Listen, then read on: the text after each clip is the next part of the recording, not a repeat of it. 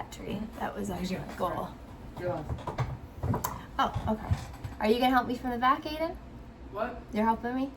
Yeah. I'm gonna go back in my room. So Where will the chats pop up? Right down here. And where's the camera for this? Is it in my phone? Yeah, I'm looking straight ahead. Right there. Okay. Making sure there's a lot going on right now. Good? Yes. All right, perfect. Okay. Pang, are you ready? Okay, she's ready. She is like all about this. Let me see if I can help that. You good, Pangs? Can you say hi? Can you say hey? Can you say hi? She's still a baby. You wanna say hi, Panga? Topanga? What are you doing, baby? You want pistachio? Are you a good girl? Pistachio?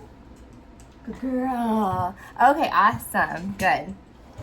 All right, well, hey everyone, it's Beth Sullivan. Hopefully we can get this situated with my Twitch accounts. We are working on it, but definitely wanted to come on and find a better way to communicate with everyone. Not just, people that have questions randomly. And my goal from Rainbow Parrot Rescue Florida wasn't to take people's birds, it was to educate people. And so we are still gonna have Rainbow Parrot Rescue Florida. It's just a separate entity than Parrot Talk Weekly. Parrot Talk Weekly is going to be a podcast that we're going to do at least a couple times a week to answer questions that you guys have talked to me, reached out to me about many, many times. And I have talked to multiple people about multiple topics, but they really seem to be, there kind of seems to be a pattern between all of these topics. And so what we're going to do is do our best to answer some of this stuff for you guys, and have my birds here too, so you can meet them and see what we do here at Rainbow Parrot Rescue Florida that makes things different. And what I'm going to do at Parrot Talk Weekly is answer those questions for you.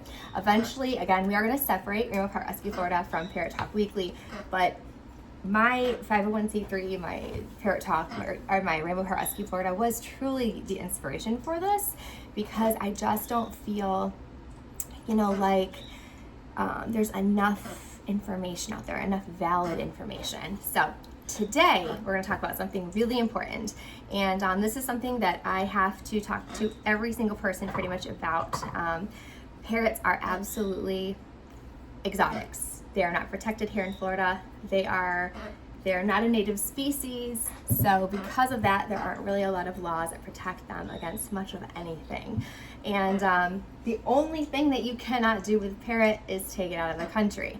And you can, but it's a very long process and an expensive one.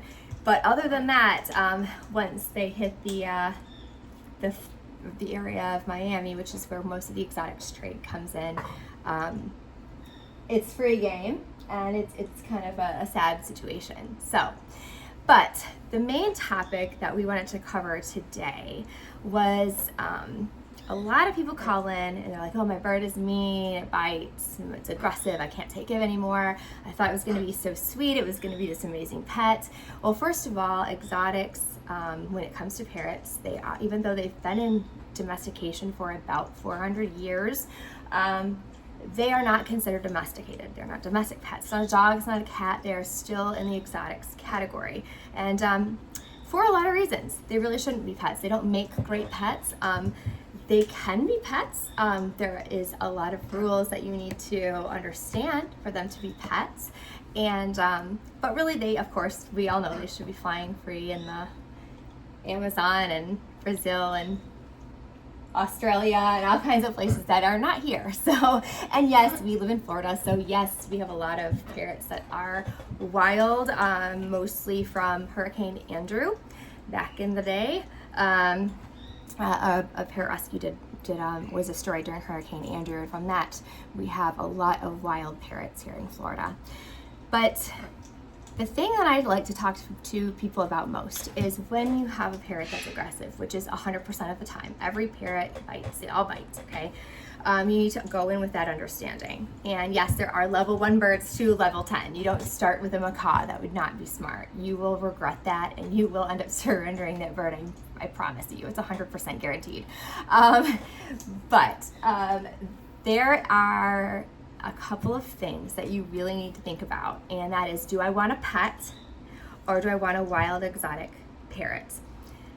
I do not have a problem with either of these things. I want to stress that point extremely, like, I can't get it through to you all enough. I have no issues with either.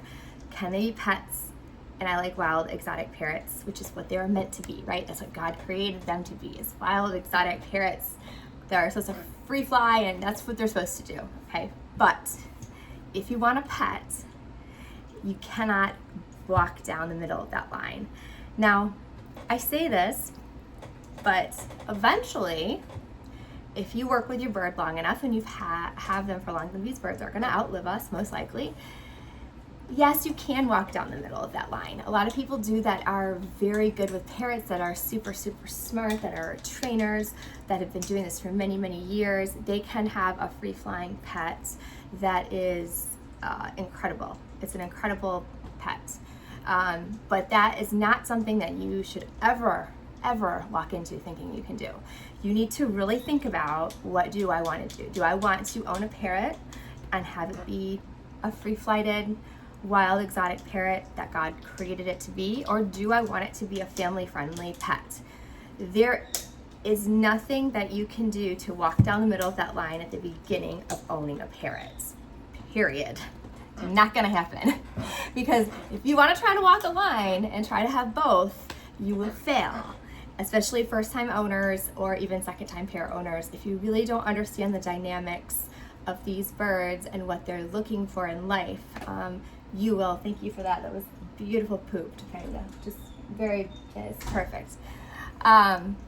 You will be able to you'll never really fully understand the birds themselves, and you'll never really understand why they're becoming aggressive in certain ways.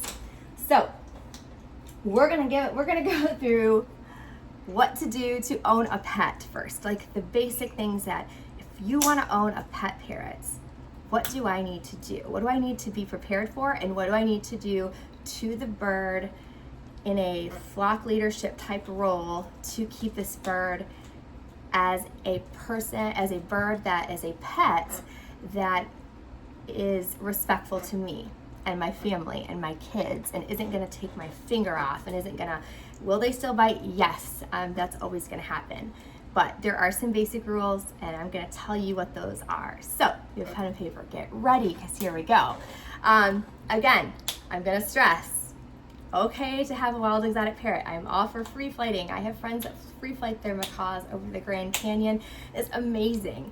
Most of those macaws are not very nice. Some of them are, because these people are experts. But with that being said, I'm going to talk to the majority of people who just want a macaw. They think, I can have Topanga. That'd be perfect. She is exactly what I want, and that's good.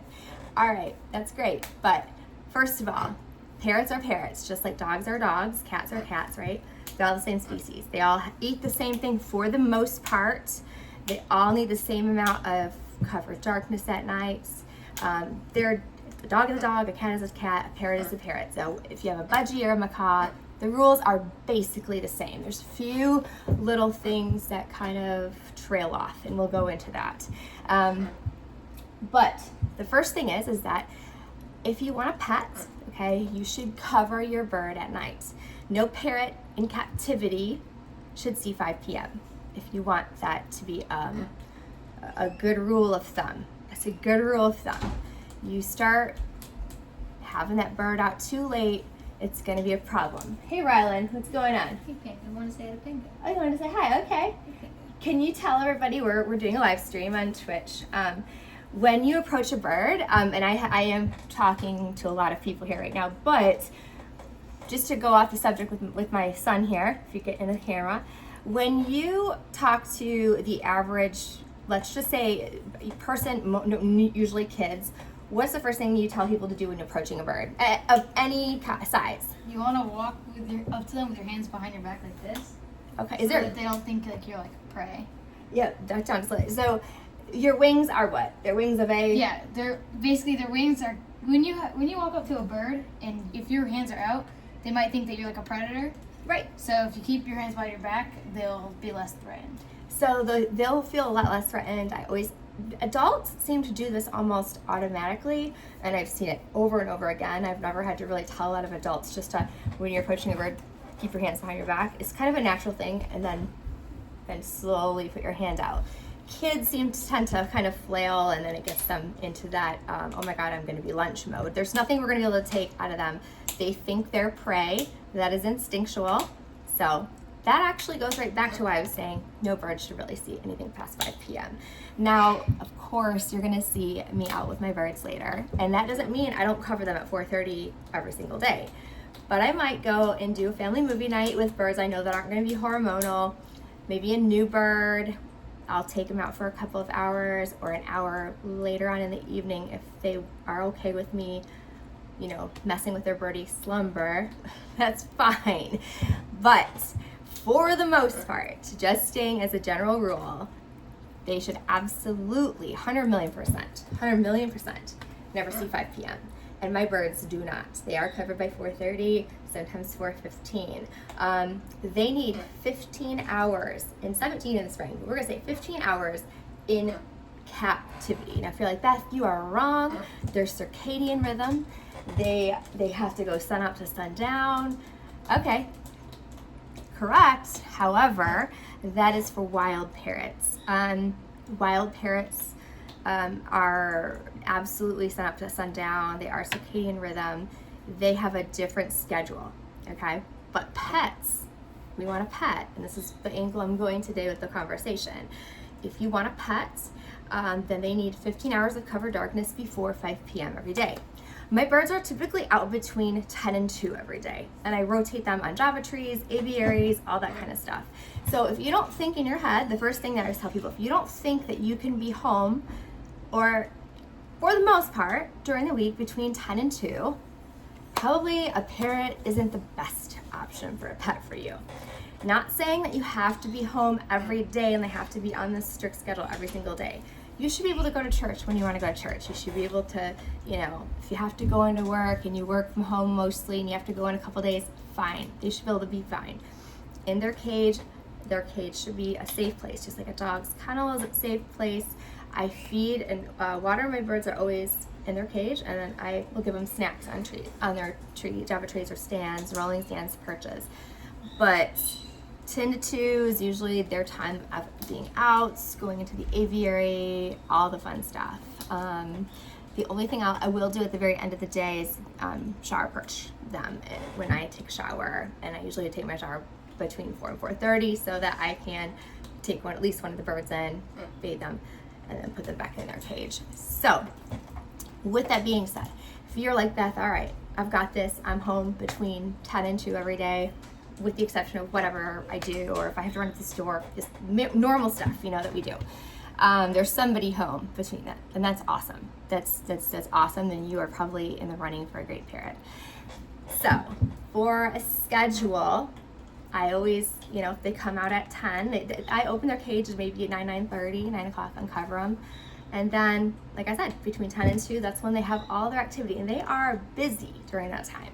They're doing something. They're with my kids. They might be with my husband. They might be with me. They might be just, you know, in the aviary getting misted downstairs. Depends. There's a lot of different things, but they're busy. So when 2 o'clock hits, it's time for them to go in their cage. Everybody goes in their cage at 2 o'clock. And that's when they can eat and drink and have a good time. You know, they can have water in between too, but I will not feed them their normal food while they're out during the day, between 10 and 2 typically. I'll give them snacks, but they eat. But then it's time to clean cages. So it takes us a couple of hours to do that, right? So we have a lot of birds. So we're still interacting, but they're tired and they're ready to kind of take a chill pill. So between 2 and 4:30, they're in their cage, they're eating, they're getting comfortable. And then after that, the cages are cleaned and we are done interacting with them, they're covered. And it works, okay? So trust me, guys, I have learned this the hard way, all right? And it was Dr. Stevenson actually at the Exotic Bird Hospital. It was like, you need to up that, stop the 12 hours, up it to 15, maybe even 17 in the spring if they're really hormonal. And it changed my whole entire life. It changed my life forever. It changed my life, changed the flock. I have no hormonal birds. I have nobody that lays eggs. I have no screamers unless it's a new bird that's coming in and I'm trying to train it. It changed everything about everything. So That's the first rule, right? Yes. Now again, we're not going to talk about if you want a wild exotic parrot, because then that rule doesn't count, okay? That everything I just told you, forget it. Do whatever you want. Do you. But remember what I told you, if you want a pet, I'm going to give you some very straightforward information about pets. And the bigger the pet is, the bigger the parrot is, the more you cannot veer from these rules. If you do this with a cockatiel, and the cockatiel is, you know, you might, whatever, maybe you put in bed at 4:45 or 5:01 or something, you're not gonna get your hand bit off, all right? But you start messing with this rule with a cockatoo or macaw, you don't have any leeway. These are non-negotiables for pets, period, for parrots of all species. So, number 2, you have to feed them a well-balanced diet. Sunflower seeds are not in a well-balanced diet. Now, seeds and all that fun stuff are great for training, clicker training, just training in general. But when it comes to an overall diet, they should have a good pelleted diet. You gotta remember, as a rescue, we get all these birds that come in. We don't know a lot of times what they've been on for food. We can't depend on that they're gonna eat Dan's amazing chop that he makes the birds every day. It's not, that just isn't reality. We like to think that they do. They love their Dan's chop. Dan's a great cook, right? My husband, but that's fantasy land, okay? And we love fantasy land, but that's just not the reality. So as long as you're feeding them a good, hearty, healthy, pelleted diet, you should be good to go. And if they get a great chop, which does not have to include fruit, unless you have an eclectus or a toucan, we're talking more and more about parrots here, but most of the parrots don't need fruit. Fruits are really sugary. They're great for, I'm sure, you know, for a snack here and there, but really a vegetable diet. Obviously, avocados will kill them. There's a few other things you want to avoid, but a good, you know, veggie chop is amazing. But if they're getting a good pelleted diet, they have all the vitamins they need in that pelleted diet. Missouri brand food, I thought, has been excellent. Rowdy Bush has been excellent. Harrison's is excellent. I don't like that they put sunflower seeds in their food, but other than that, I've found those 3 seem to be like the best sources of food for parrots. So, Missouri is what most of my birds get. Rowdy Bush, maybe a mix of that, as well as Harrison's here and there. So those are great. Those are some great foods. And I don't have to worry about those foods, because if I have a bird that comes in that's been on an all-seed diet, which we know is terrible, it will kill their liver, kill their kidney, give them uric acid levels off the charts. So liver and kidneys are going to be done. Their uric acid levels are going to be just out of this world horrible. I know that I can cut their food and give them that pellet. They're going to have everything they need in that pellet. So that's really, really important. What? You just you want another pistachio? She needs to come up here and do you like it? Good girl. So that's one of the things I like to tell people a lot about, you know, just the food in general. So just keeping a healthy diet in place for them, and please keep them away from seeds. Now listen, seeds are great, again, for clicker training and for training, and it's basically like a Snickers bar, okay? You and I, we can eat Snickers bars. They can have Snickers bars. I'm seeds, okay? But then in the wild, they're flying 40 to 60 miles per day. Now, I don't know about you, but I can't even run 40 or 60 miles a day or even walk it, let alone fly it like a bird and run like a human. So it's just basically giving them a bunch of fat that they don't need and calories that they don't need and that they cannot burn off as a captive pet bird. So don't give them the junk. The junk is junk, and a lot of it has been proven wrong over the last 20 years or so. So we have the information, and you don't have to. Just because the picture has a macaw on the bag at Petco does not mean it's macaw food. We all know this. This has been going on for a while. I don't know why people are still going to these pet stores and buying bird food that has a macaw on it.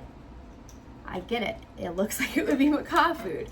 But research now tells us that is not the case, and it should not have seeds. They are fine for a treat. Peanuts are the worst. Sunflower seeds are the worst. I mean, and they're not like a dog or a cat. You don't have to just cut them cold. You don't have to gradually change them over. You can cut them cold turkey. Cold turkey, they don't ever need to see that crap again, especially if they've been on a seed diet their whole life. It's our job to get them healthy again and get their kidneys and liver back on track and their uric acid levels back on track. So if you have a bird that has been on a parrot, that has been on a seed diet, the first thing you need is to cut it out. Just stop, unless you have a free flying bird. We're talking about pets here, so I want to reiterate that.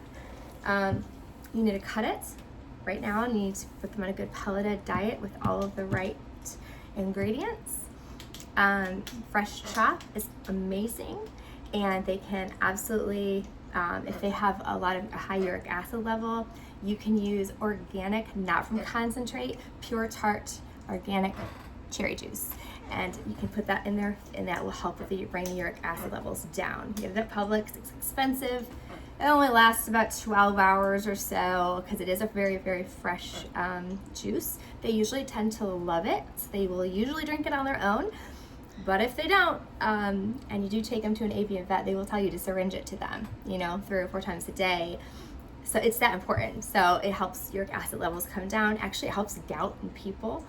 So pure tart organic, not from concentrate cherry juice. There's a brand called Lakewood. They carry Publix. That's here in Florida. So it's again like maybe $14, small bottle, but it does help. So that's one thing y'all can do. So diet, we're gonna change diet. That's big one, right off the top. Boom, right? So again, if you want a pet, so far we know that we need to have them covered by 5 p.m. every night before 5 p.m. They shouldn't see 5 p.m. And they should be on a good diet. And one thing to go back to about the 5 p.m. thing is that in the wild, I don't care what time of year it is. I don't care if it's summer, winter, it doesn't matter. They know 5 p.m. Okay, there's really a joke about the whole whether it's 5 o'clock somewhere and having a margarita and then parrots kind of being there, right? There is a backstory of that, and the truth is that they do know when 5 o'clock is, and that is the time that if you go outside, you're not going to see a whole lot of your everyday birds outside at that point. They need to find a safe space by then. They're looking for their safe space. They're wanting to be in a safe space before that, because after that time, you're going to start seeing hawks. And they know that. These hawks will circle. I've brought 7 macaws out at one time, even before 5 p.m., and they will just line my fence. And I also live on intercoastal, but it doesn't matter. I'm still, looking out there and seeing these hawks, and by instinct, they know they should be in a safe space and they don't feel safe. And that's another reason they become aggressive. So keeping them and making them feel safe every single day, or as many days as you can before 5 p.m. is so important, so important. And it's something, if you're not doing that, you should change that right away. You just have to change it. So that's a big one, right, baby? All right, the other one is a huge one. Again, talking about pets. Just want to make sure I'm reiterating. Doesn't mean I'm against wild exotic parrots free flying or anything like that. But it's to trim their wings. Now, there's all kinds of stuff out there, all kinds of wrong information and crazy information about it.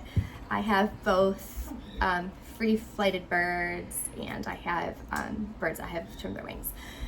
Most of the time when I get a bird in, if I know that it can fly, I will trim their wings for safety reasons right away.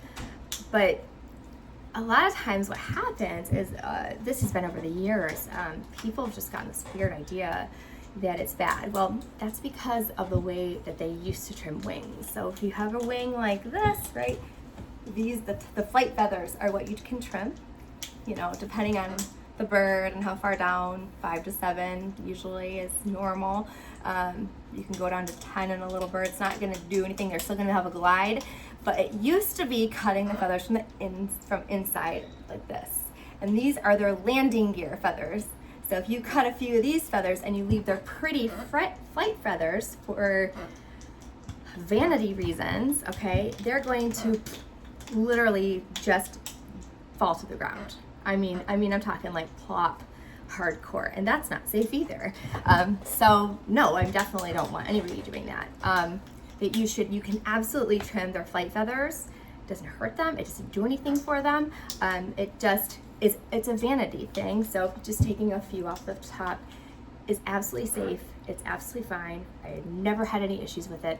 It is the best thing you can do if you want a pet. A pet, okay? If you don't want a pet and you want a wild exotic, you want them to be how they are, I am on your team, okay?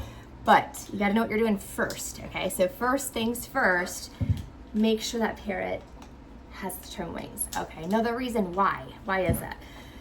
Dominance, understanding, you're not dealing with a domesticated pet. You are dealing with an exotic animal, an animal that does not have instincts of a domesticated dog or a domesticated cat.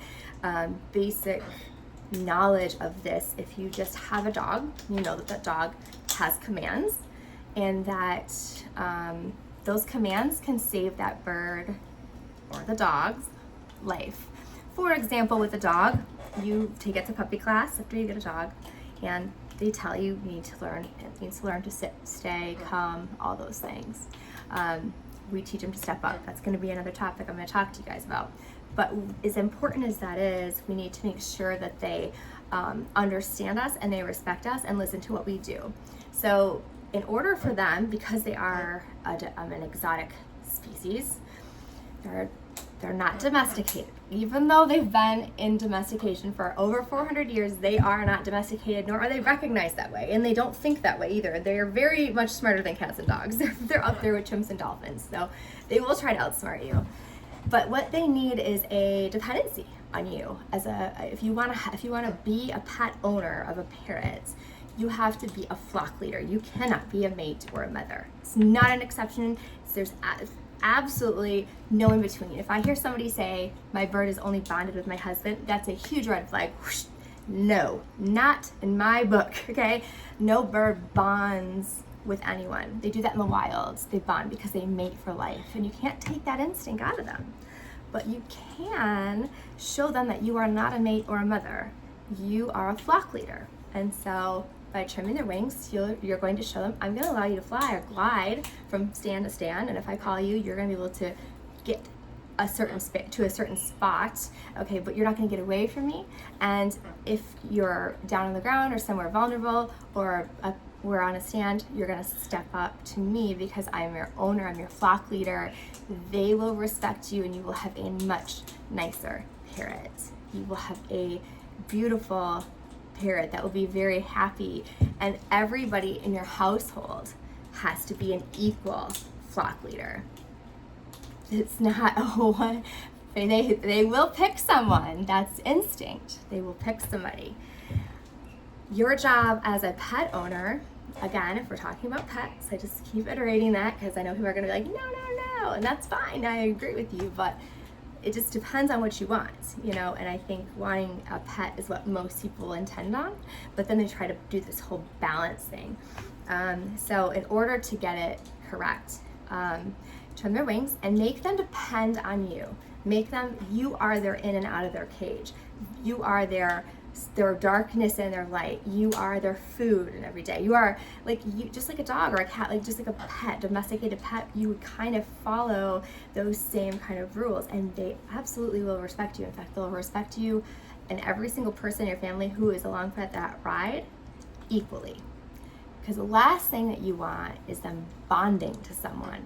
Then you've got a whole other issue on your side. You've got issues of they think you're a mate, and you know what they're gonna do? They're gonna attack everybody else. They're gonna bite everybody else, and they may even bite you if they think you're not laying an egg. Okay, they have a different way to think. So, can the bird say anything funny? She is young.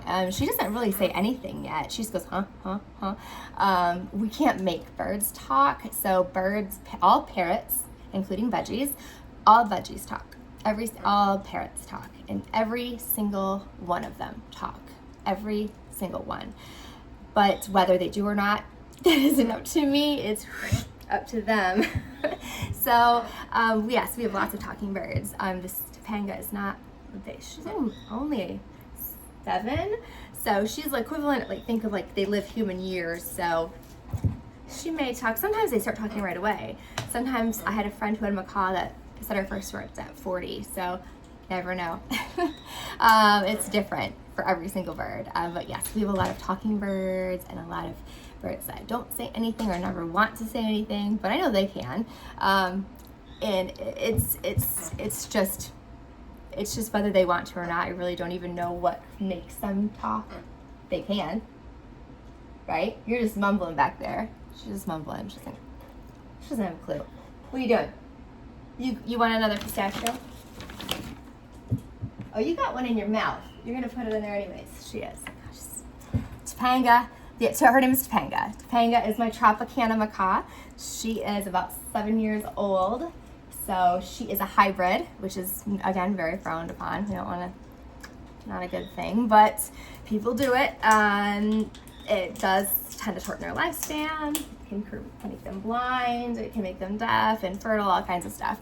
But she's a scarlet, blue, and gold mix. So that's what hybrid is. That's what her hybrid is. She's beautiful. She looks like a scarlet. A lot of people think she's a scarlet, but if you look at the back of her head, then you'll see she's got some specks on her. So yeah, we just talked about the seed thing. We do not give parrots do not eat seeds. We for clicker training or training, that's fine. We just kind of we're going over the rules of having a pet versus a wild exotic parrot. Both are correct, both are fine. I don't have anything against either. But we feed our birds pellets, a pelleted diet with fresh chop. Not fruit. We don't give our birds, I had toucans eat fruit. Eclectus eat fruit. Canopy dwellers, I guess. But in the wild, parrots eat seeds because they're flying 40 to 60 miles every single day. So it's equivalent of like you and I getting a Snickers bar. Sounds amazing, right? But if we're not running that to burn those calories off, we're just gonna get really fat and probably get heart disease, and they also get kidney and liver failure from seeds as well. Uric acid levels off the charts. So a good pelleted diet is absolutely the only thing a parrot should have. Seeds, like I said, I'm giving her pistachios right now. She's getting like nuts, good nuts, walnuts, almonds, pistachios. Hi, beautiful. So yes, and we absolutely cut them. We do a ton of seed rehab here. Yes, I have cats. I'm a cat lady. That's my cat wheel right there. Yes, I have cats that are very sweet, and no, it's more of do my birds attack my cats? No, I do not have an issue. I would not recommend it to everybody. We just have we have ragdolls, so they have no real instinct. I have to be more careful about my birds attacking my cats. So yeah, they don't have any issues with them, and I am very much in control of what they do, and usually I've never had any issues with my cats. No, I wouldn't go probably getting a cat off the street and bring it in. I wouldn't know anything about that cat. I've had mine since they were babies, so they've always been around them. And again, I have ragdolls, which they don't even have bones. They kind of go limp. So no, I do not have to worry about that. It's more of just make sure the cats are good, because I have a lot of very big birds.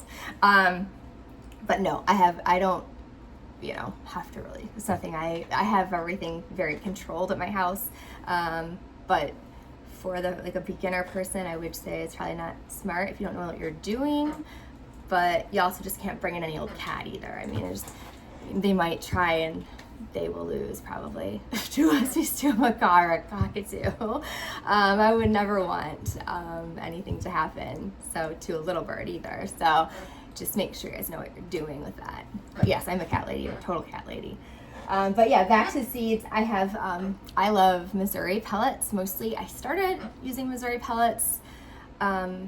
They were recommended to me because of I had toucans I did a lot with from Fasteds. So I don't know. It was more of the zoos that really were recommending it to me, and I found that they had all the ingredients that it needed. So again, owning a parrot rescue, sometimes I have to get them from hoarding situations, from drug trafficking situations, really, really scary situations that you know, we don't know what they've been fed. And so unlike a cat or a dog, you can cut a parrot cold turkey. So we immediately, when we bring them into quarantine, we put birds into quarantine and we feed them usually Missouri pellets, but also love Rowdy Bush. Harrison's is decent too. You know, and then just depending on the situation, parrots also need, they cannot have tap water. I mean, obviously we don't have rainforest water here in Florida. God, we don't have that anywhere in the United States. we have, you know, crappy water here. So never feed your bird tap water ever. Oh my gosh, it'll kill their kidneys. Don't give them a Pellegrino either. It's not a good idea. But actually they should have a very like RO water, reverse osmosis. If you have an RO, we have an RO system. That's the best one you can do. My mom has grays, so she did like a double filtered water, which is totally fine. Most of them can have distilled. That's really actually great. Toucans will die if they don't have distilled water. Hey bud, what's up? I saw a chat. I think they're called Jamaican. Yeah, African grays. Close. Yeah, Jamaican. Yeah, they're in Africa. African grays. There's two. There's a Timna African gray and there's Congo African grays. Congo African grays are the most popular. We have a Congo gray. Her name's Zephyr, and she's really, really sweet. They're a difficult bird to own, but most of them are pretty difficult. We do have a pretty sweet one right now. Yeah. So she's a real angel. But yeah, so there's two main grays that you see. But yes, like Zephyr Hills, exactly. But Zephyr means west wind. And I actually got the name. I went to Discovery Cove with my family, and they had a free-flying scarlet macaw named Zephyr there. And I was like, and all of our African grays have Z names. They all start with Z. I don't know why or when we started that. I don't know. But yeah, Zephyr Hills, that's here in Florida. That's one of our springs. And when I heard that name in a scarlet macaw at Discovery Cove, I was like, I have to use that for a gray. And so our next gray that we had got after that trip, I named Zephyr. So she's really sweet. She's really cool. So yeah, but yeah, we have. I'm a name person, so I definitely like to research names. But Zephyr Hills, the bottled water. And back to the water thing, it is if bottled water is okay as well, it's not perfect. Like I said, we don't have perfect water here. We just don't. So if you have a parrot, just please don't give them tap water. Okay, please don't give them tap water, for God's sakes. I mean, if they have to shower in it, fine. But other than that, toucans, like I said, toucans, they're not parrots. Toucans actually eat parrots. FYI, fun little fact. They'll eat anything. They'll eat their own kind. They're savage. But those are ram-fasted. It's totally different species. Just totally different. But toucans have to have distilled water because they can't have iron in their diet or they die. They die of iron storage disease. And as you know, most of the crap we have here has iron in it. So yeah, we try to stay away from things that have iron, but also it's, not anything they need either, really. But it won't kill them like it will a toucan. So I always tell people RO water is great. Look into your parrot species that you have. If distilled is okay, it usually is, but RO is always safe. Yes. We have to go. Oh, okay. Yes, that's fine. Well, thank you. Back in 30. Oh, all right. You two being such a good girl. Thank you, Aiden. Yep. All right, we'll be back in 30 minutes. All right. So yeah, that's pretty much been our rule of thumb is when I talk to people or they're going to adopt a bird from us, I make sure. So we've kind of gone over a few things. I've told you guys kind of we were discussing the difference between having a pet parrot and a wild exotic parrot, and I have no problem with either. Like, I am on board fully with both, but you cannot walk the line. You either have to choose, I want this or I want this, because when you start walking the line is when you're going to call me, you're going to have problems, or you're going to end up surrendering the bird. So there isn't, in a fantasy world there is, or if you're a parrot guru and you've had one bird for many, many years and you've walked that line with that parrot and you're not a maid or a mother, you're a flock leader, okay. But for them, I am going to talk to the majority of people, and the majority of people that I talk to, want a pet. They think that having an exotic bird, which we all know should be flying in the wild, well, Topanga would not be because she is a hybrid and she doesn't exist in the wild. But with that being said, right, Topanga? Yeah, I know. So with that being said, I'm talking to the majority of people that want a parrot, any kind of parrot. I don't care if it's a budgie or if it's a Quaker or an African gray or a cockatoo or macaw. These are some basic rules I'm going to tell you that, and again, the bigger the bird, the more you cannot veer from these rules if you want a pet.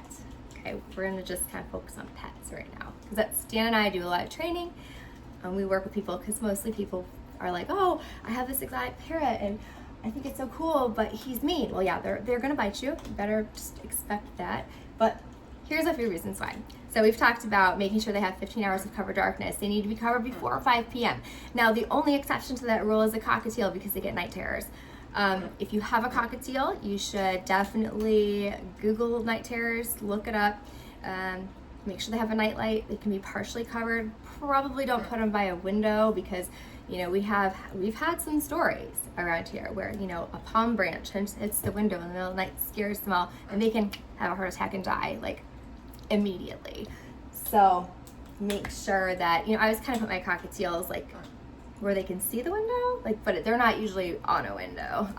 They're around, and they get covered partially, and then I have a night light on the other side. So, and if you have one that has a night terror and you have more than one in a cage, then they're all gonna have a freak out, and you just don't want that to happen. They can break blood feathers open, and they can hurt themselves, and it's just a whole thing. And of course, again, they can die, just straight up die from a heart attack. So, but other than that, covering them, and I mean a blackout cover darkness.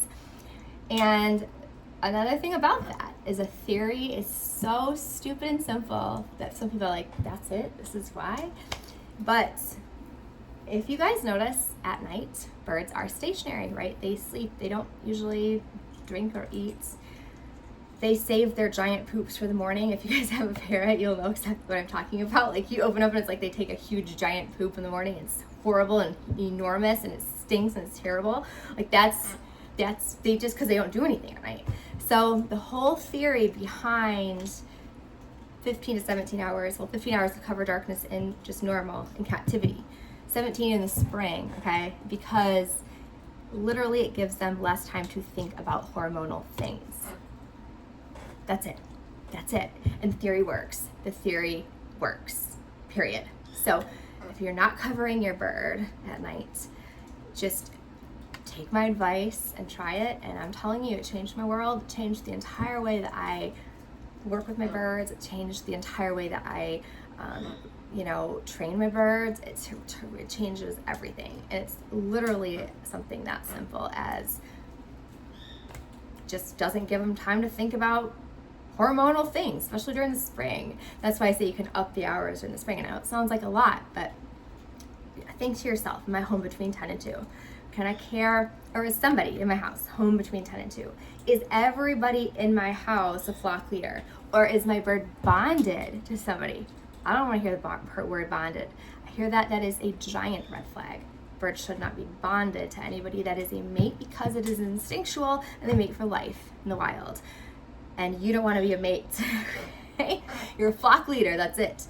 And if you're a flock leader, you will be completely fine. They will respect you. They're still going to try stuff because you know what they do? They just try. They test their boundaries constantly. Even ones that I've had for years that they know I'm the flock leader. They'll test me, but I don't allow it. It's just whoosh, stop. No, put them away. Regurgitation is a hormonal thing. If they're like regurgitating, like to give you a present, basically to throw up, and they're giving you a gift. It's a very disgusting gift, but it's a gift nonetheless. It's disgusting, okay? And it's gross, and you shouldn't allow it. So don't give them any kind of birds. Anything below their neck is sexual. So it's not like cat or dog. You guys want an exotic. So I'm going to talk to you guys about exotics. If you want to have a wild exotic parrot, then you can pet him under the wings, and you're gonna have a mate, and it's gonna be kind of weird, and they're gonna get aggressive, but it's cool. And I have lots of friends who do it, and totally down. But for the most part, Dan and I end up talking to people who want a pet, and they don't understand why they can't get their bird to be a pet. Why is my bird not a pet? Well, are you a flock leader? That's the first thing I'm gonna find out. Are you doing this, okay? So there's no bonding of any kind, okay? We don't bond. It's not a term we can use with a parrot because parrots don't think like that. They're not thinking of it as a friendship or a buddy system. No, they have a mate for life, one. And who that's gonna be, shouldn't be anybody in your house. And unless you're breeding birds, then shouldn't be any birds either. So that's one way we keep that kind of from becoming a habit. If they start doing that, like I said, they'll test you. Just no ma'am, no sir, put them back in their cage, walk away. It's not okay for them to regurg. Any kind of regurgitation is gross, and it's not okay for them. Oh my gosh, we have people that are like, my bird humps me. I'm like, no, that's not okay. Like, it's gross. Why would anybody want that? I don't know, but it's not okay. Okay, it's not acceptable, and it's just, if you want a pet, you're not gonna. They don't think they're your pet. Okay, they think you're a mate, so it's kind of nasty. But for pet owners who want a pet, that's my other piece of advice. Next thing I'm going to talk to you guys about is showering your bird. Okay, and listen, even we've all made this mistake. I did. I mean, a lot of this stuff that I'm talking to y'all about has come out just in the last 15, 20 years. I mean, it's fairly new information. We don't have a lot of really good information about parrots out there. That's why after starting Rainbow Parrot Rescue Florida and getting a 501c3, I just was taking these birds in from people that were amazing people, that were really smart, and I didn't want to take their birds. I was like, here's some tips before I take your bird, before you surrender your bird. I want you to consider a few important things, and these are all the things I'm going to share with you guys today. It's just the difference between a pet and a wild exotic parrot. So baths are a big one. And the reason I say that is because they think of a bath just like you and I think of a bath. Especially birds are really dusty, like African grays, cockatoos, oh my God, cockatiels. I have asthma. Yes, I have asthma, and I actually am allergic to cats too. Yes, I have to have a ton of air purifiers in my house. We have to have Harumi Halo systems put in our house. We have to have, UV lights and all kinds of things that make our air really, really pure in our house. But misting is not a bath. Would you like to be misted every day or every once a week or whatever? No, you don't want to be misted. So they don't either. They're actually fine with it for fun. I put them out in the aviary outside under we don't have a predator-proof aviary. I watch my birds out there. But I will watch them and mist them. We have misters that come on, and during the summer it's fantastic, especially in Florida. They need the sun, and I want them out there, so we turn the misters on and the fans on, and they love it. But that's not a bath for them, okay? They need full immersion baths, at least a couple times a week. I try to do it 3 times a week with cockatoos and grays and cockatiels, but sometimes I'll dry them out a little bit, so kind of be careful with that. But at least a couple times a week, guys, you need to have them full immersion baths. Does it mean they get to be misted? No, it's disgusting. It's not a bath. Well, maybe it's fun. It's just not a bath. What's disgusting is birds that bathe in their own water bowl. That's just gross. That's just gross. I don't even know what to say about that. So, bathing in their own water bowl is not a bath. Okay, that's gross. So a way that I combat that is I always try to make sure the water bowl is smaller than what the bird can fit in. Now this one back here, Topanga, she tests me. She will also put her fish, if I haven't gotten to a shower fast enough for her, she'll put her whole face in her bowl, which is, about like that big. And she will splash my walls and do whatever she can to make a disaster and to get my attention to be like, I want a shower. So when we first take in birds, we do put them in the tub, and, I'm able to kind of give them a bath, they respect me.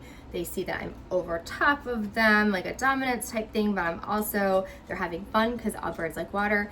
There's no bird, I can't care what anybody says, my bird doesn't like water. No, they do.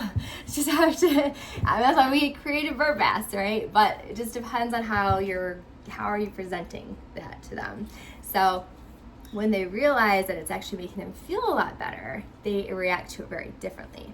And that's why she loves to get my attention and make me mad when I haven't given her a bath recently. She'll splash her water bowl everywhere, won't you? Yeah, you will. She will. So I say, I shower perch train my birds after the bath. So I always give them at least 1 or 2 bathtub baths when they first come here. And then that's it for the rescue. After that, I shower perch train them. Now, I still, at least, maybe once every couple months or so, my birds that are shower perch trained, like Topanga, and the rest of my flock, my main birds, are shower perch trained. But I still put them in the bath sometimes because they like the bath. And I'm not gonna lie, I like to use a little bit of feather shine shampoo on them. If it's like they're like dusty or it's they haven't had one in a week and a half and I just haven't been able to get to them. I'll put a little feather shine shampoo on them or baby shampoo on them, just a little bit here and there. It just helps. But that's once in a while. So the majority of the time, my birds are shower perch trained. After I initially bathe them in the tub, then they learn to shower perch train. And my shower perches are not the curtain rod that's above my head. They're not the little towel things in the shower. No. Any shower perches that I have are always their perches are usually under my eye level. Their stands are under my eye level. And I'm sitting right now, but I'm quite a bit in front of her. But when I stand, she's always gonna be under my eye level. I'm her flock leader, she knows that. She also knows that my kids are the flock leader, and so is my husband. So that's why she doesn't. Will she try stuff? Yeah, she's young, but she's a really good bird. And pretty sure she's gonna be one of my free flyers at some point, for sure. But that's gonna take a lot of dedication on my part too. And she's one of my exhibition birds too, so she's really good with kids, and she's just a really good bird. But it took time to build all of this, and these are some tips that I'm trying to just kind of reiterate with people. So we've gone over the 15 hours of covered darkness, maybe 17 in the spring. Sounds like a lot. It is, but it's important. No seeds, right? You don't have to be like a cat or a dog. They can be cut cold turkey.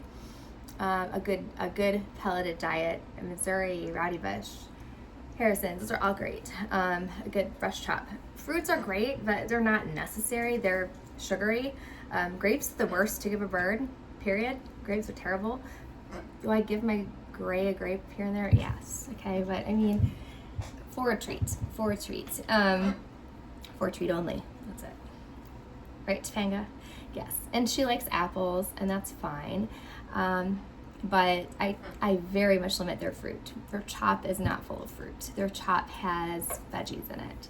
And I might put some nuts here and there in it, or give them nuts like right now, like pistachios. She's being a very good girl. You like one? Good girl.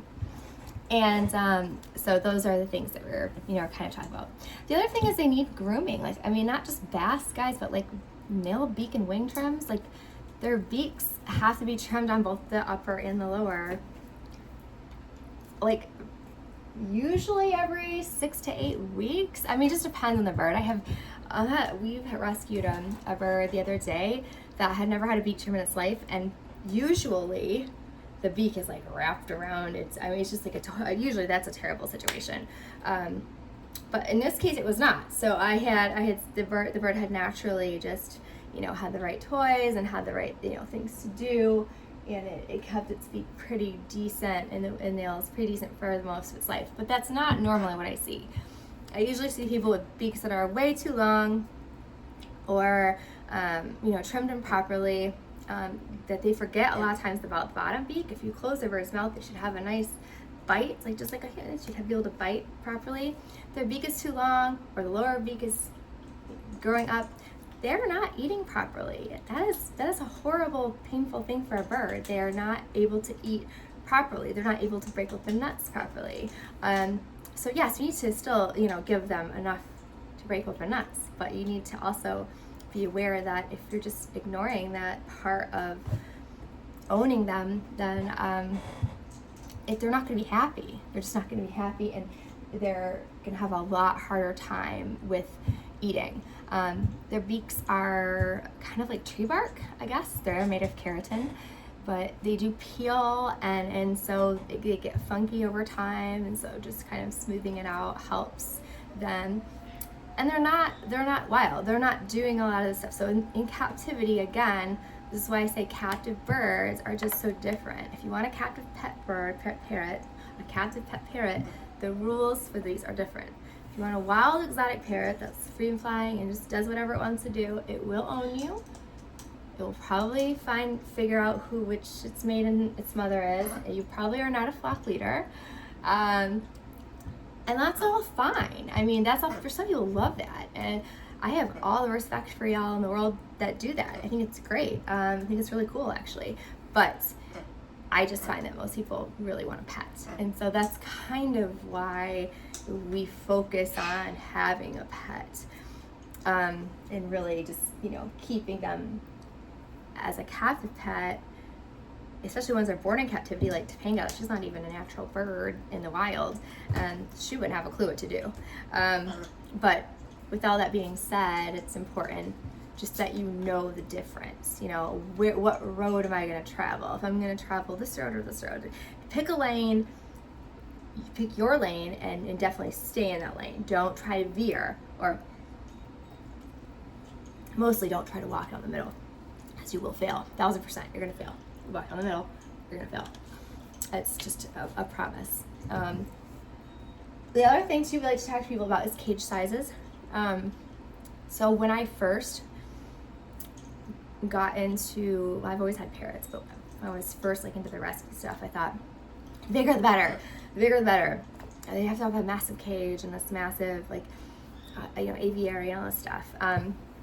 Boy, did I learn the hard way. As great as that is,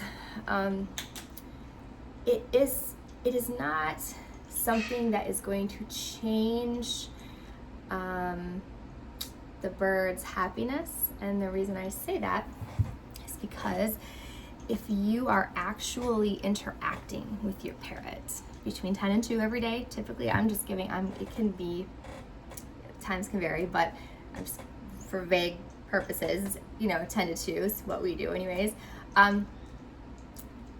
Does it really matter? I mean, they can open their wings and get around. It's their safe space, just like it is a dog's kennel is its safe space. The only difference is that my birds might be in there if I have to go to church or to Publix or whatever, and I feed my birds in their cage. Dog's kennel, when you're kennel training a dog, you don't feed them in the cage. That's the main difference. But it's their safe space. They should feel safe in their cage. They should feel happy to be in their cage, and it doesn't need to be this giant, huge place that they can tear paper up and be hormonal and aggressive, and you can't get them out, and you have to use a dowel rod and you can't just say step up and we have them come out. It needs to be a reasonable space that is not oversized for you, and it will create more of a challenge for you to get them out, unless you are planning to just keep a bird caged all the time.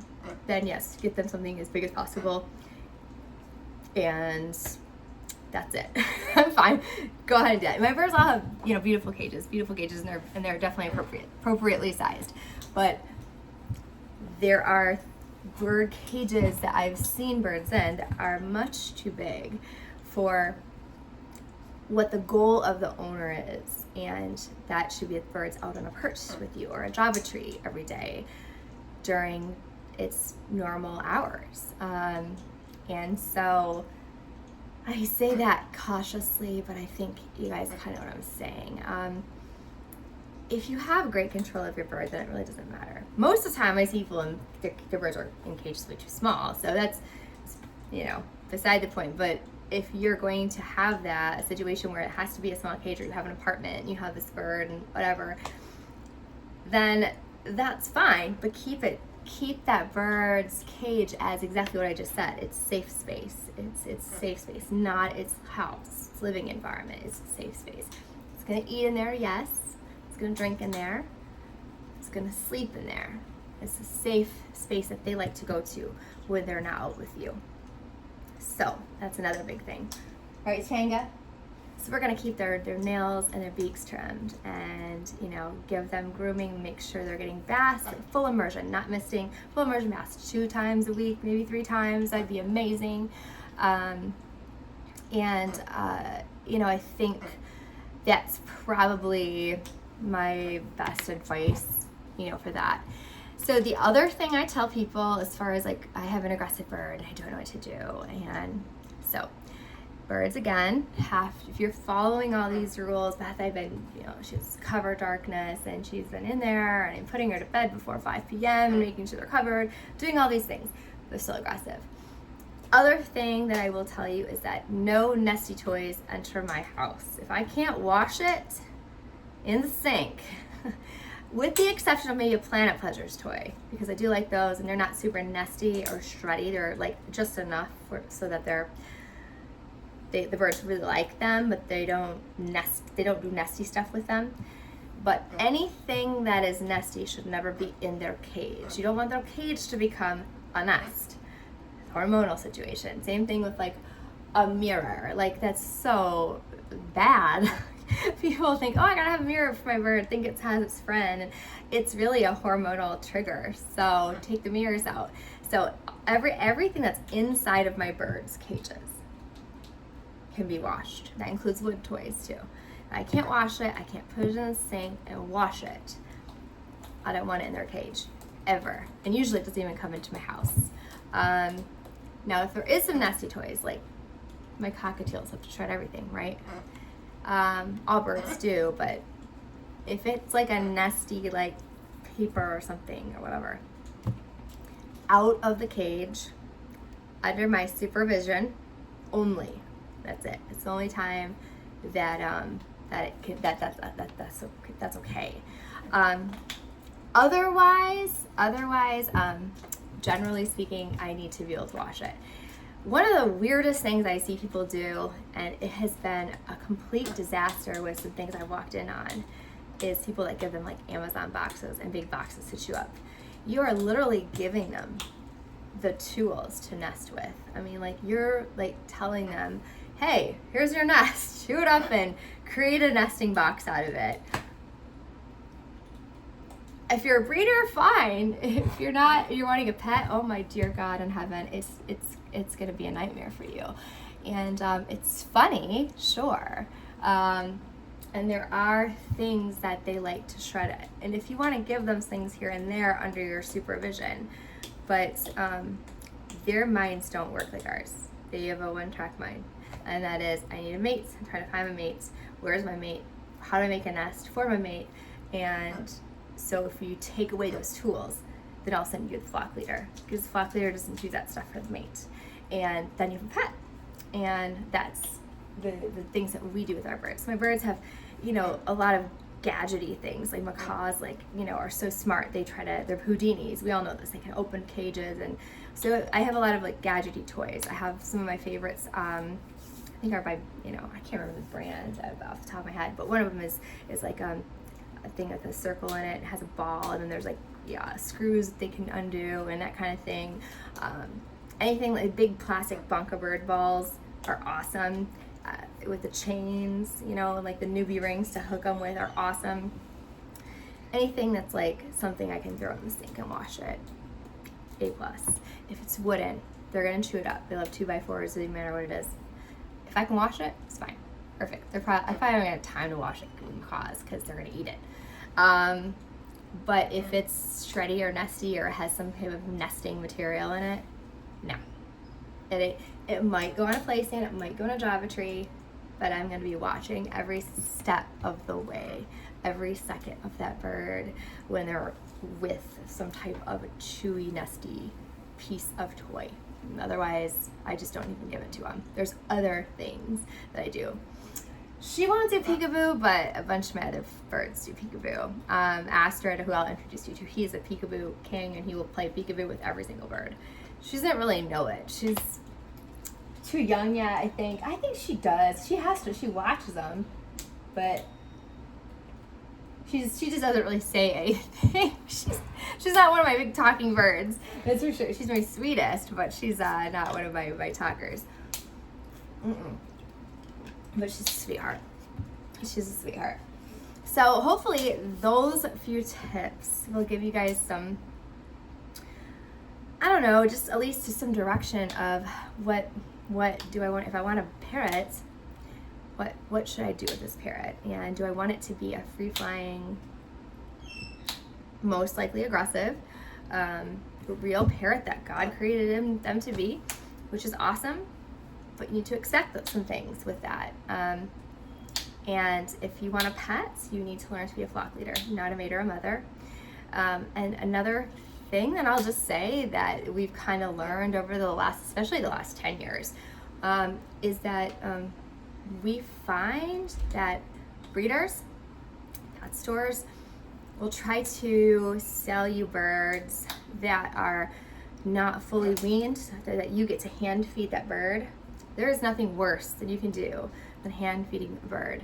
Do not buy into that crap. It's absolute BS.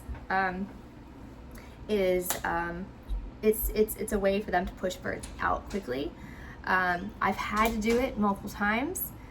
It's not a fun thing to do. It can be very risky, can give them crop infections. There's all kinds of risks, tons of risks. Scissorbeak is a big one. We are not birds. Naturally, parents feed their babies together and from both sides of the mouth. And when you start getting these pet stores and these breeders that tell you to hand feed your bird, which is very frowned upon now, but we've just figuring this out in the last 10 years. It's very frowned upon, and you're going to come up with all kinds of problems, and you may be fine, but I promise you the bond is not going to change, okay? And you're just putting the bird at risk for your own, because somebody told you you're going to have this amazing bonding experience, which is BS, okay? The bird needs its parents to feed it until they're fully weaned, and then they can go to us. We are not responsible for feeding them as a parent, because again, you're not a maid or a mother, you're a flock leader, not a mate or a mother. Is it good to have your bird learn how to hand feed from you? Yes, because if the bird has to take medication at some point, it will fight you less, but it's a lot safer in the long run to allow the bird to be fed by the parents. I don't care what the breeder tells you, I don't care what the pet stores tell you. It is a bigger risk, a much bigger risk, for the bird to be fed by you. You should just let them be a natural thing for the parents to do. That is what God created the parents to do. So we're not going to push them out, because that's what these breeders do, is they're trying to push them out so they can inventory, money, right? It's a bonding experience. It's so much bonding. There's no bonding. I will tell you, there's absolutely not one bird in my flock that I can tell you that I have hand-fed or not hand-fed that is more bonded with me. If I say that bird's bonded with me, I've already created a problem. I've created a huge problem, and I don't bond that in the sense that they think I'm bonding. I'm their flock leader, and those are my birds. And yes, I bond with them because they are my pets, right?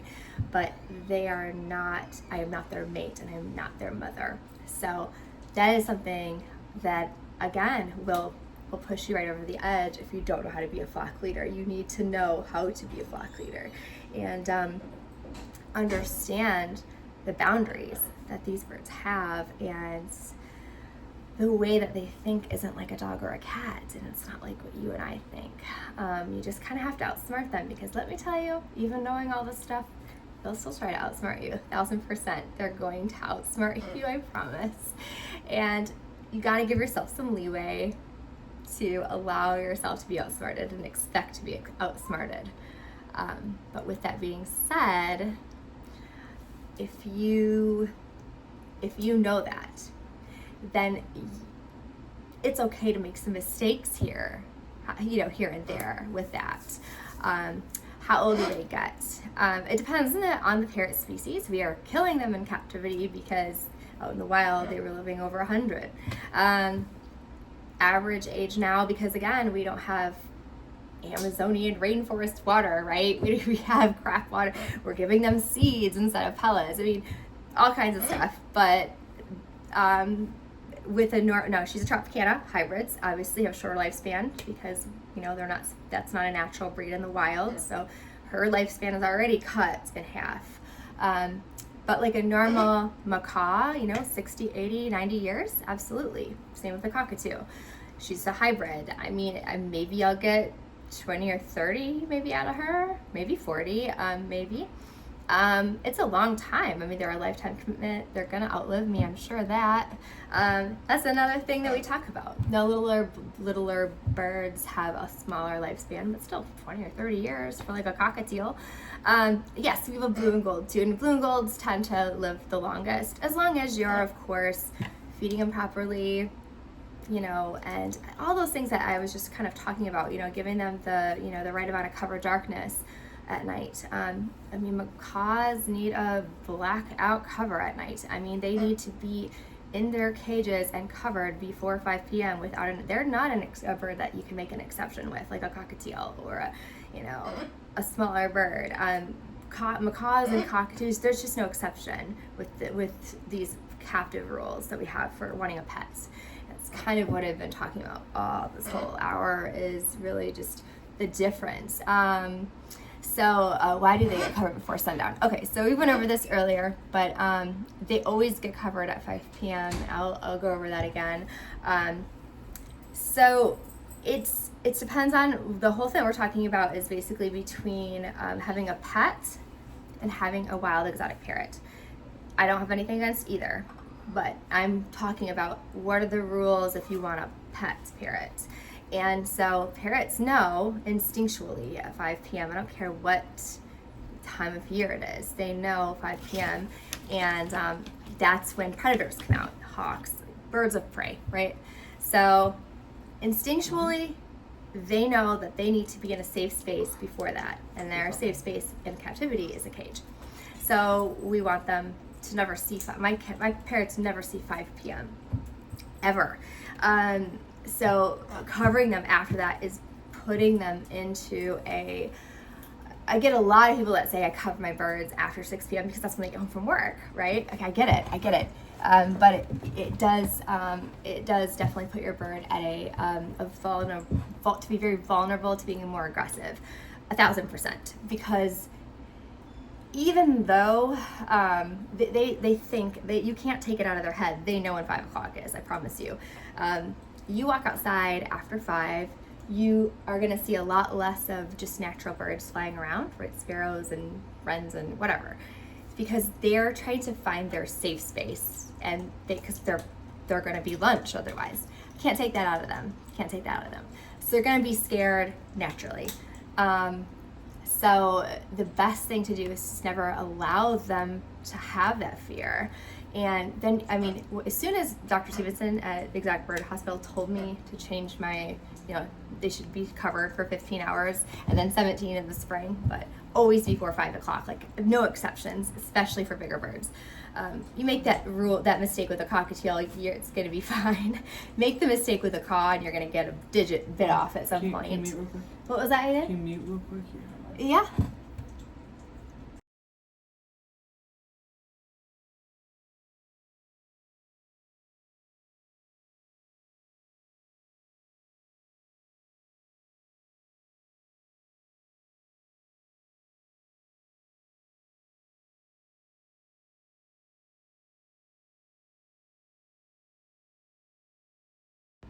Okay. Boom. There you go. All right, my kid, Aiden, he's showing me how to work. I'm still trying to figure all of this out.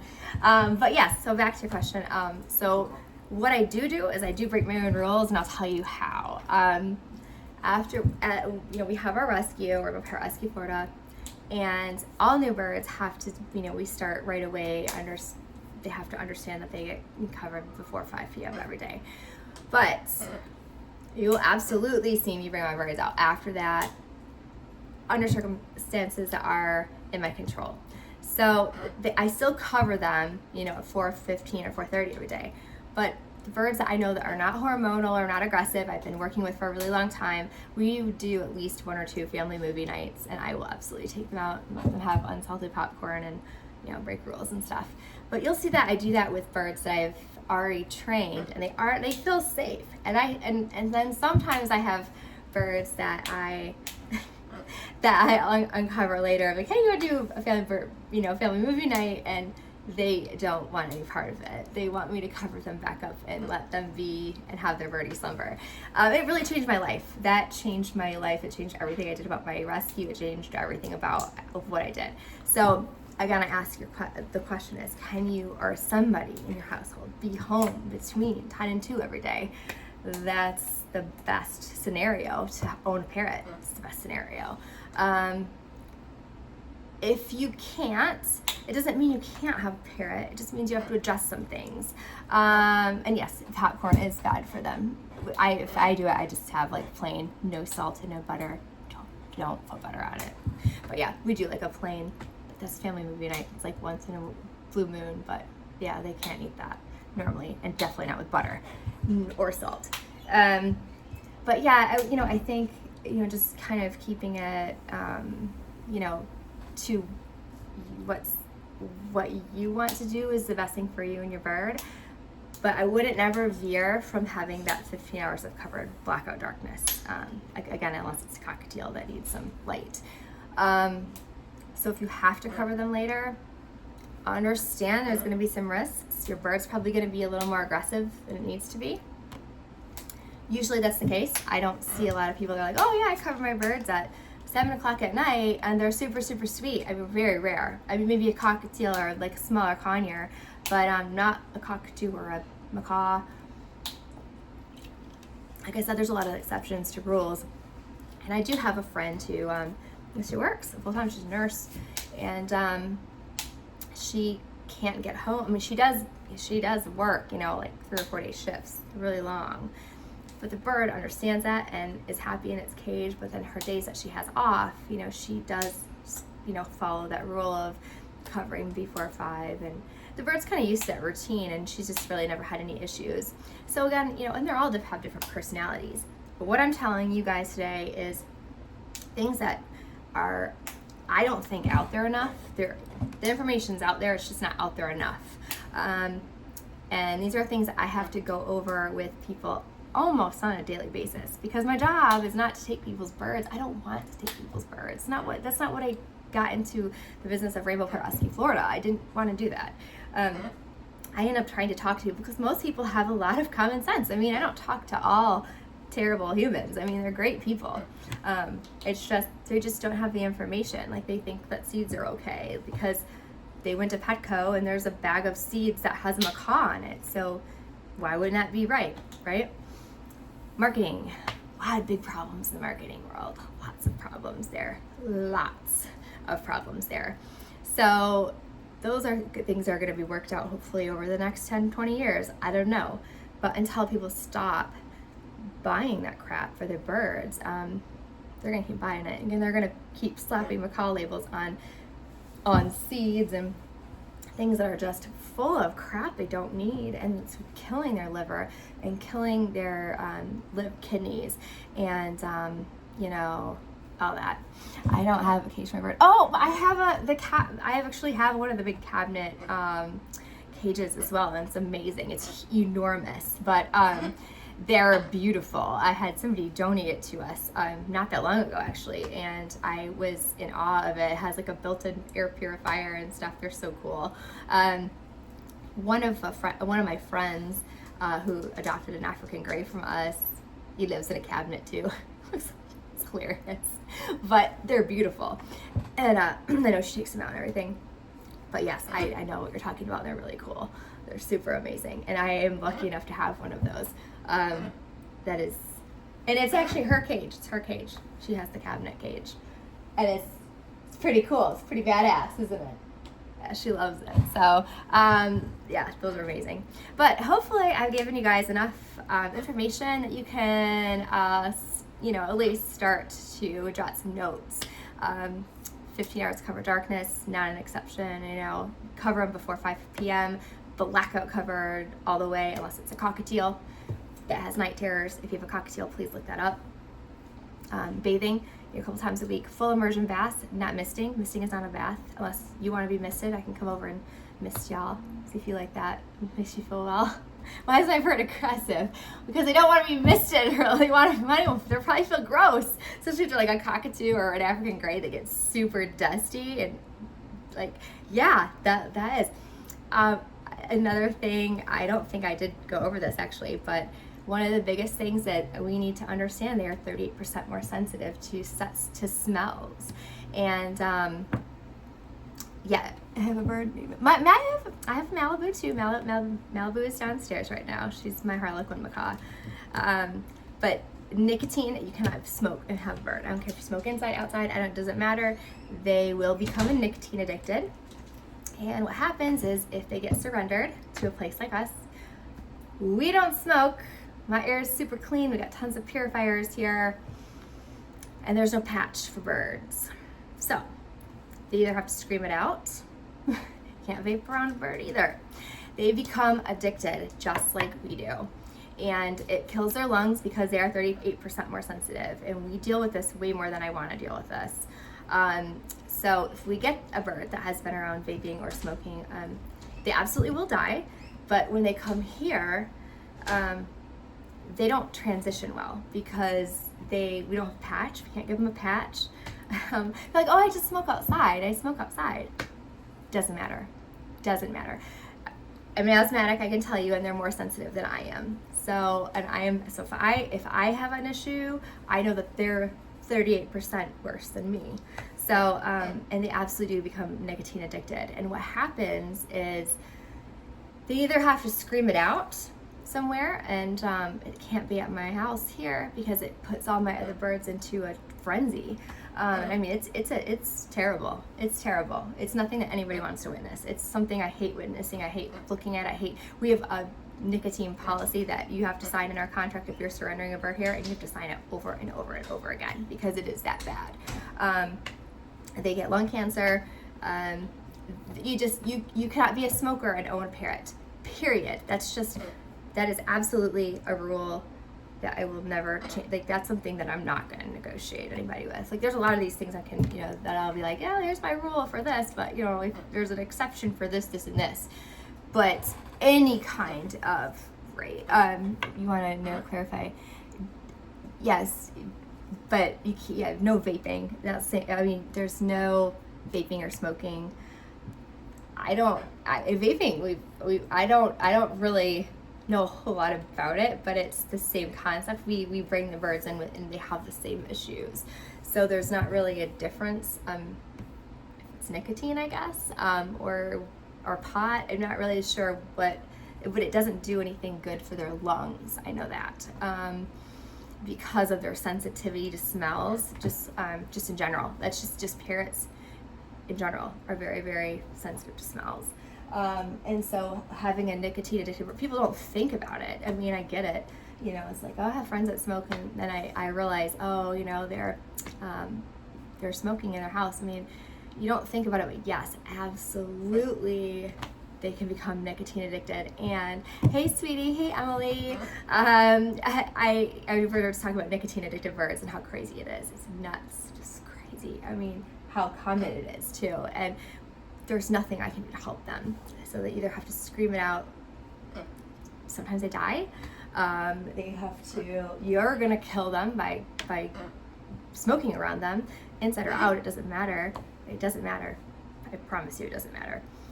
And part of the reason that it doesn't matter is because when you go into a house that's been with a smoker, that gets into not just their nares, but their feathers too. So like, I'll get a bird, and trust me, I will know if they're nicotine addicted within a couple of hours of having them, because it's in their feathers, and they're not, I can tell they're not molting properly. they're not, absolutely every parrot can be addictive, every single parrot. So from a budgie to a macaw to a cockatoo, doesn't matter. All parrots. All parrots talk, all parrots are like a dog, right? Like think of it like that. So it doesn't matter like the species, it's just a parrot is a parrot. Dogs are dogs. Dogs eat dog food, dogs, so whether it's a Chihuahua or a Pit Bull, yeah, there's minor differences in the species things, but their general rules of health are the same. And going into that as well is that exotics need more veterinary care than a dog or a cat because they are exotic. People don't know this, I mean, if I freak half people out here, but about 83 to 93, depending on what you read, percentage of birds, and I'm talking birds in the wild, parrots included, carry chlamydia. Yep, that's what it is, just exactly what I told you. And that's why the whole rule of don't touch a bird, like a injured bird outside, for the love of God, do not do that. It's really bad and gross, and it's transmitted by the air, obviously not sexually, but it's transmitted by the air. And absolutely, that's why we quarantine every bird that comes through here, because they are, we have to test them for chlamydia. So it comes in the form of bronchitis, upper respiratory infections, pneumonia, all kinds of stuff. So we get a lot of like old elderly people that will call us, like their grandkids call us. Can you please come get our birds? They'll call us here at Rainbow Parrot, Florida. Like, okay, we'll come and get them. That bird's never been to a vet. And the old lady is going into a nursing home for bronchitis or pneumonia. Yeah, and yes, I am not kidding on that. And so what happens is Dan and I, when we put the birds into quarantine, then we get their blood work. Yes. When you wanna end, just click that. Okay? Oh, thank you. Thank you. Yeah. Thank you. So yes, so we quarantine our birds, and we work with the lab, get their blood. We test for polyomavirus, feather and beak disease, and of course avian psittacosis. That's chlamydia.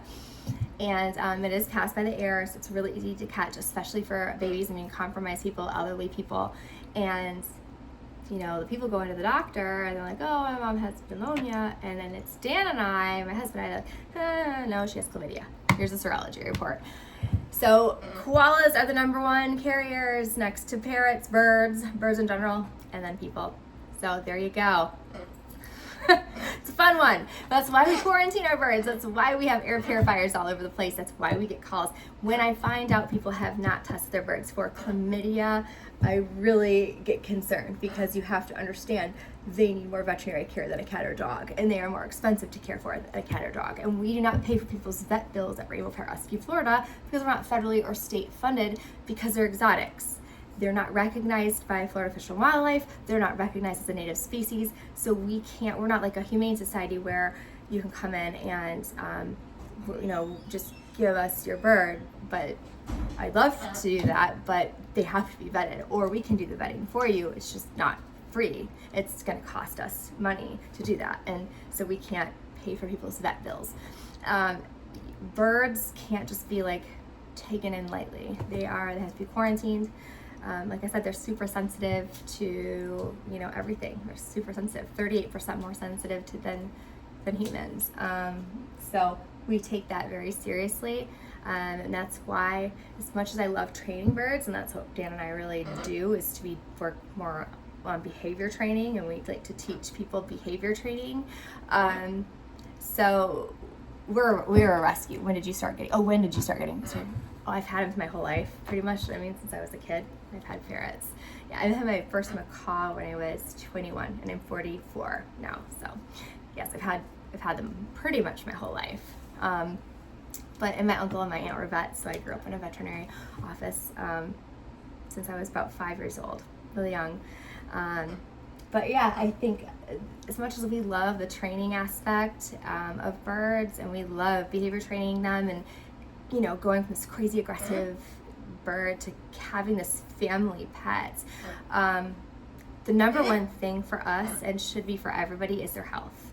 Health has got to come first, because if you don't have a healthy bird, you're not going to have a nice bird, and you're putting yourself at risk, because birds have an uncanny ability to carry people diseases.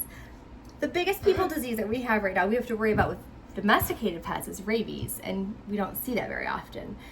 You don't ever want to get it. Okay, so it's important that you give your cats and domesticated dogs a rabies vaccine. And speaking of cats, that is my kitten, Xanthi. She's back there. Xanthi. She loves Topanga. She likes my cockatoo the best. But, you know, it is really important that, come here, you can bring me Xanthi. Come here, Xanthi. Come here, baby. Come Make sure here. you see the chat. I do, yes. Here, make sure everything- Amazing seeing. Oh, thank you so much. Oh, I love you. Oh, it's so nice to talk to you. I'm so glad. Thank you so much for coming. This is Xanthi. It's my rag doll. She's my kitten. I love her. I love my boo-boo. Okay, you can go down. You look mad. There you go. Topanga's like, what, are you gonna come over here? They love each other. But I'll definitely be on here trying to do different topics all the time. And hopefully, like I said, you know, I'm gonna do my best to really try to get some information out there that I think there's a lot of really great people who own parrots. I think there's mostly really good people. And my goal isn't to take people's birds. It's really not. It's to educate people and to bring awareness to these things because they're not domesticated. They're just not, the information just isn't out there and it's not readily accessible. So I really hope I can give you guys more information. I'll introduce you guys to a lot more birds. I have a lot. How long have you had Topanga? I've had her about 4 years now. She's about 7, so yeah. She was, I'll have to do the math. She was washed up during Hurricane Irma, I believe. So yeah, so whenever that happened, then I got her right after that. She's a baby. She's a baby still. So she's like a 7-year-old human, basically, right?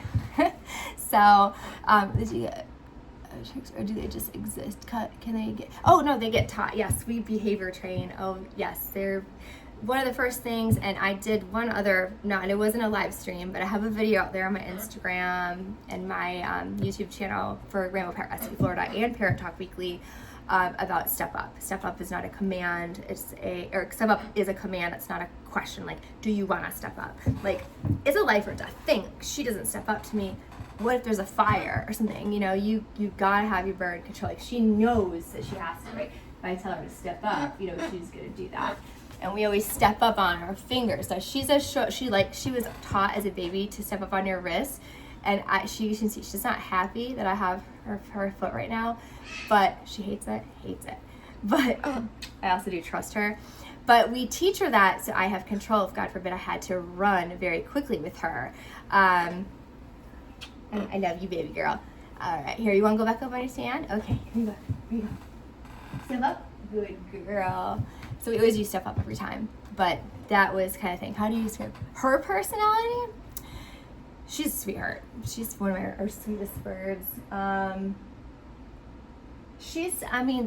They all test you. They all, you know, she is one of the birds, one of the few that I would, like when I step up and I do give her my finger, she knows she hates it. She was taught to step, most of them say step up to your wrist, but you don't have control because then the bird's gonna rush your shoulder. You do not want a bird on your shoulder, then you have a dominance issue and then you have a mean bird and you're not a flock leader anymore. Now, there are birds I will put on my shoulder for pictures and stuff like that, birds I've trained for and had for a really long time. But every bird learns to step up on my fingers, and then I put my thumb down on their hand, on their feet, so then I know that God forbid, anything were to happen, she'll do it for me. And most fire and rescue teams, if you tell them you have a bird, they know that they can say step up and that bird will step up to that person.